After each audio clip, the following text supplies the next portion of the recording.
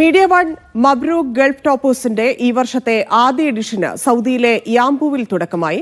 10+2 പരീക്ഷകളിൽ ഉന്നത വിജയം നേടിയ വിദ്യാർത്ഥികളെയാണ് മീഡിയ വൺ ആദരിച്ചത്. Media one super cup football വേദിയിൽ വെച്ചായിരുന്നു ചടങ്ങ്.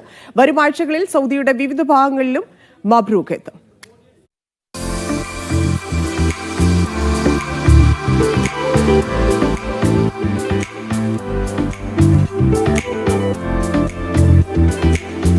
മീഡിയ വൺ യാംപൂവിൽ സംഘടിപ്പിച്ച സൂപ്പർ കപ്പിന്റെ തിങ്ങി നിറഞ്ഞ വേദിയിലായിരുന്നു അവാർഡ് ദാന ചടങ്ങ്. റദ്വ ഫുട്ബോൾ സ്റ്റേഡിയത്തിൽ 3 ഇന്റർനാഷണൽ സ്കൂളുകളിൽ നിന്നായി നിരവധി വിദ്യാർത്ഥികൾ പുരസ്കാരം ഏറ്റുവാങ്ങി.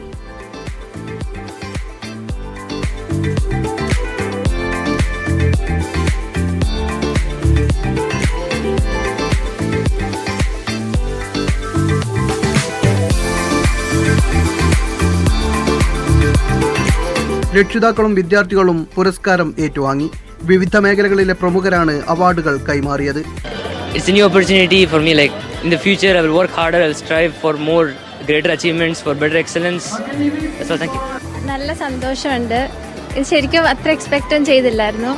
പക്ഷേ എൻ്റെ ഹാർഡ് വർക്ക് മാത്രമൊന്നുമല്ല, എല്ലാവരുടെ സപ്പോർട്ട് ഉണ്ടായിരുന്നു. ടീച്ചേഴ്സും പാരൻസും പ്രിൻസിപ്പലിൻ്റെ എല്ലാവരുടെ സപ്പോർട്ട് ഉണ്ടായിരുന്നു. It was very nicely set up, and thank you so much to Media One. It was very nice, and I'm so glad I got to be here.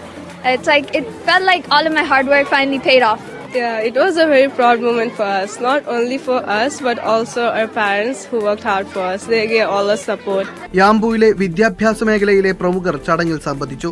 ചടങ്ങിന്റെ ഭാഗമായി school കുരുന്നുകളുടെ വിവിധ കലാപരിപാടികളും അരങ്ങേറി. യാംബുവിലെ വിവിധ മേഖലകളിലുള്ള നൌഫൽ, ബിനു ഗോപാലകൃഷ്ണൻ, നജീബ്, നിയാസ് യൂസുഫ് എന്നിവർ പുരസ്കാരങ്ങൾ വിതരണം ചെയ്തു. This definitely boosts the morale of the students and everyone related to the fraternity. സൗദിയിലെ വിവിധയിടങ്ങളിൽ വരുമാഴ്ചകളിൽ മബ്രൂക്ക് ഗൾഫ് ടോപ്പേഴ്സ് എത്തുന്നുണ്ട്. സാബിത് സലീമിനൊപ്പം Niyas Yusuf, media one, Yanbu.